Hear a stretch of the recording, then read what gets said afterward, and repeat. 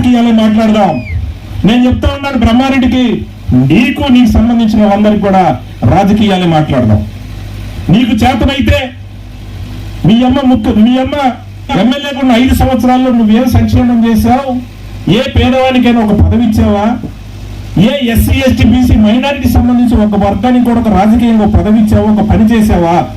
నీకు 5 సంవత్సరాల్లో నువ్వేం చేసావు చెప్పే దమ్ము ధైర్యం నీకు ఉందా బ్రహ్మారెడ్డి? నేను అడుగుతాను, నీకు ఉందే అని అడుగుతా ఉన్నాను. ఈ 5 సంవత్సరాల్లో నువ్వు ఎంతమందిని మర్డర్ చేయించావు, ఎన్ని కేసులు పెట్టించావు, ఎన్ని దొమ్మిలు చేయించావు, ఏ రకంగా నువ్వు చేసావు చట్టం మొత్తం నా దగ్గర ఉంది.